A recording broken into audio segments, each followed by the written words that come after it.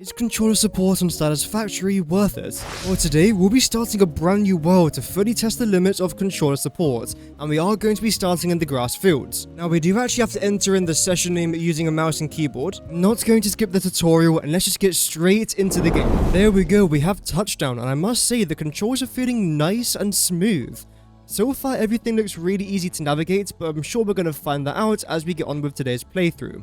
The very first thing that we have to try and do, since again we are starting a brand new save here, is equip the Xeno Zapper by pressing triangle.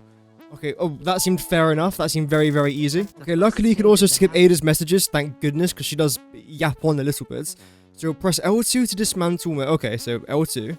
Then just, oh wow, can I pick up these nuts? I can, just, okay, again, that's very simple to do as well. Now, when I try and pick up leaves here, as we can see, we can actually just press square to pick everything up, but if I hold down square, I can now automatically pick up all these leaves, and I'm sure wood as well, which is fantastic. And this is actually really simple to do, and I'm not gonna lie, I prefer this over what we currently have on mouse and keyboard. So this is a fantastic new addition on controller that I must say I really do love. How do I stop automatically collecting everything? Is that possible? I mean, this feature is fantastic, but how do I stop automatically collecting everything? Is there a way to do that? Okay, we seem to have gotten into a bit of a sticky situation. So let's try our very first fight using a controller, and so far this is nice and simple.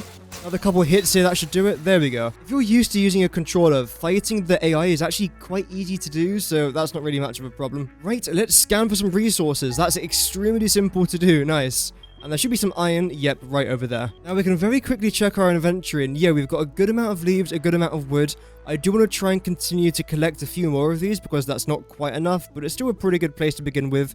Got a few of these nuts here as well. It's very easy to transition between your equipment shortcuts up there on the left side over to your right side there. Just press the X button and you've got it. Yeah, this is super simple to use. I like this a lot. Okay, looks like we got ourselves another fight. Is it going to be easy to jump over this thing? Yes, it is. Okay, fantastic. Let's wait for the hog to come back around. Couple more taps. There we go. Lovely. So yeah, fighting in this game is actually really super simple to do. Now the question is, when I try and mine this node, is it going to automatically mine it, or do I have to continuously press the square button? Let's see. Oh no, it does it automatically. Fantastic. That was definitely something I was a little bit concerned about. If you have to continuously hold down the square button, that might be a bit of a tedious task. But luckily, you just press it once and it automatically mines it. What about this, for example?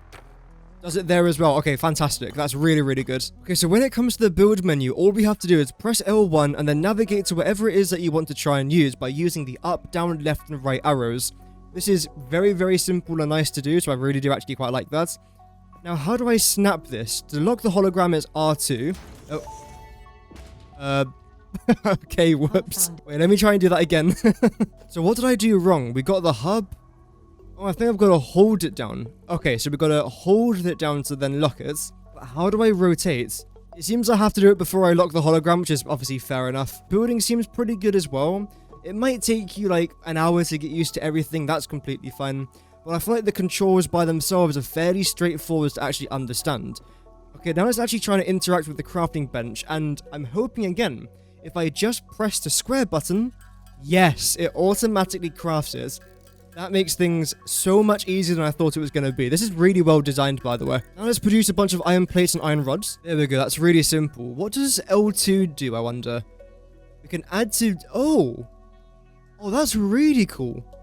That's another really good controller feature that I actually prefer over mouse and keyboard. This is rather astonishing, but there we are. I mean, I was expecting this to be a rather rough experience, if I'm being completely honest. But I've kind of got into this, and I'm actually enjoying controller more than mouse and keyboard. And when you press that button, it opens up the codex. That is so simple. Wow, okay. I'm actually preferring controller over mouse and keyboard right now. What is going on? Let's just press the square button once and craft a bunch of iron plates and make a bunch of iron rods. Press circle to stop that, then square to start that. Okay, that's actually really good. Now, when it comes to interacting with the hub terminal, let's see what this is going to be like. So we've got active milestones, selected milestones. I don't think we can look through the phases, that's completely fine. But let's select that, and then how do we drag and drop? Is it just by, let's see, selecting that? Oh, okay, just pressing it. Just pressing the X button. That seems nice and simple. Hold down square, then there you go. The first stage of the hub has now been built. What's Ada gonna say? Doesn't matter what Ada's going to say, because we can always just skip it. Lovely. Okay, we've got some more things on our to-do list. So we have to hold R1 to swap between hand equipment. Oh yeah, you can do that. That's fantastic. Okay, so let's open up our inventory. Let's add that into our hand slot, and then just... Okay, so yeah, you can hold it, or you could just press R1 as well. There's no need to hold it. The game now wants us to place down at the equipment workshop. So that's going to be L1. Then navigate our way over here. I then want to rotate round this way. Just like so. In fact, I'm actually going to place this not necessarily where I want it to be, because I want to lock it into place using the lock hologram. Then, using the arrows, I then want to try and nudge it. Which again, this feels like it's nice and simple. I don't know if there's a way to half nudge. If you're using a keyboard, just hold down your control button and you can do a half nudge. It's really, really cool for vertical nudging and horizontal nudging. I don't know if you can do that on a controller. Regardless, let's plop that down. I keep using the X button to place things down, but obviously it's R2, not X. And then the next thing I'm going to try and do is build a bunch of these portable miners. We can only make 2. I want to try and make a little bit more than that. So let's still make these 2 anyway. We're then going to go back over to our inventory, scroll over there to our portable miners, and then plop you guys down right about here. And that's super simple to do, especially since you can now stack portable miners. And that was obviously introduced in update 1.0, so that's really cool. We've now got 2 fully functioning portable miners. Now let's mess around with the scanning button a little bit more. So luckily this is super simple to open and to navigate around. You just press the up arrow, then you look left, right, whatever it is that you want to try and select the item. But of course, we've only got iron as of right now, so we'll just stick to iron. Okay, so this is our to-do list. We can actually write down some notes here. But again, this does involve a mouse and keyboard. We've also got our recipes as well. And again, our inbox. So that's nice and simple to access. Now let's gather our iron. And look how simple that was. There you go. Within half a second, you've already got all the iron from those portable miners. And I'm still automatically collecting the foliage. I don't know how to turn that off. But I do want as much foliage as I can get, so I'm not necessarily upset about that. Just a bit confused. Back to automatically crafting. Now we can make 4 more of the portable miners. I think what I actually want to try and do here is open up my inventory. Again, move you guys over to my hand slot and then place down only 1 miner here. We're then going to go back into our inventory. Then remove you from my hand slot. Then try and locate some copper, which I believe should be somewhere over here, because we're in the grass field, so I know this area a bit too well, I would say. But there should be a copper node right there. Oh, we've also got some danger. So again, let's re-equip our Xeno Zapper, or Xeno Basher, whatever one this is. Then, there we go. A nice, easy fight there. Boink. And then, using a couple buttons right there, just plop down our portable miners on our copper node. Absolutely fan-dabby-docious. Talking about the inventory a little bit more now, and I feel like this is completely fine to navigate your way around. Of course, you can split items just like so, which I think is pretty cool as well. If I was to fully organize everything, do I have to press L2? No. How do I organize everything then? Sort. There you go. So this essentially, let's say for example you split a bunch of your leaves like that. Just press the options button, and then it automatically sorts everything. It makes everything nice and neat. That was the most important button in my opinion. I cannot stand an inventory that's not neat, but luckily this is. We'll then gather some more of our iron, make some more portable miners. This is probably a good time to say that I will be getting Satisfactory on PlayStation when it comes out, so if you would like to see a series about that, do let me know in the comments down below, because I would be more than happy to do a console Satisfactory series. Now this is quite difficult to explain what's happening, but my controller isn't doing what I'm telling it to do as of right now. This is very weird. This is the first bug I've encountered. I don't know. Whoa.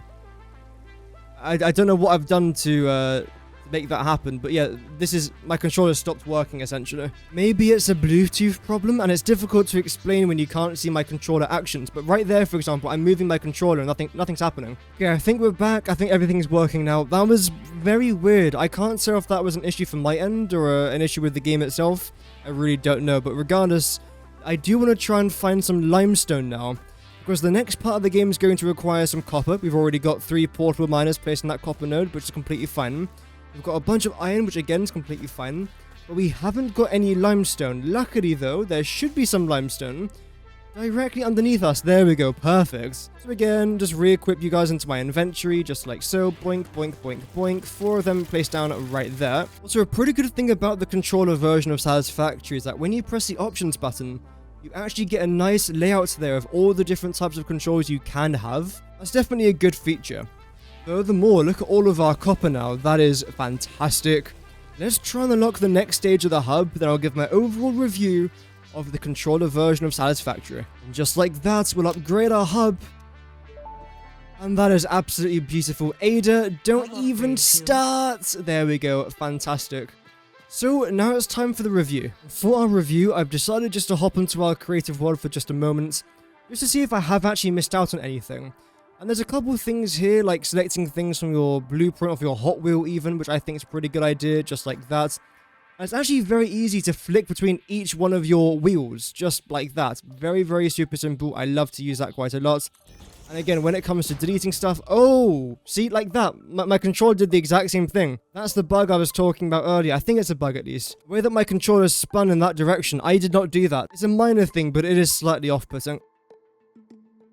Just like on mouse and keyboard, let's say I want to try and select this square in particular, but I don't want to have to go through all the different menus here to try and find the exact thing that I wanted to select. Well, all you've actually got to do is just press the L2 button, then press square. Then it will automatically carry across. When it comes to building, this seems pretty simple at least, saying that as I mess it up instantly. So we press that, R2 to build, and then how do you change build mode? Just by going down like that. Yeah, that is pretty simple. I would say that building on mouse and keyboard is definitely easier. That is one thing I will say. However, it's not bad on console, or controller even. So that is something to take into consideration. And then of course, if you want to mass dismantle things, just hold down R1. It's nice and simple to do there as well. Then just dismantle it pressing R2 and it's all gone. This is not necessarily supposed to be a review of controller and Satisfactory. It's just my very first time experiencing it and giving my honest feedback about it. And I would say, yes, it is good. I actually am really enjoying parts of it. I think when it does come to actually building though and trying to do things like this where you're half nudging certain items into certain poles and then trying to mass build, I would say that mouse and keyboard is easier.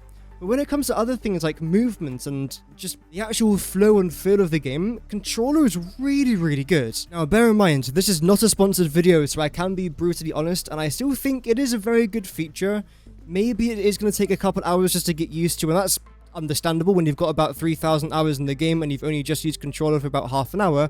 But I do honestly believe that it is very, very good. I'll certainly be getting the console edition when it comes out. If you've tried controller and Satisfactory, let me know in the comments down below. Do you guys like it? But without further ado, thank you for watching, liking and subscribing, and I'll see you in the next video. Goodbye.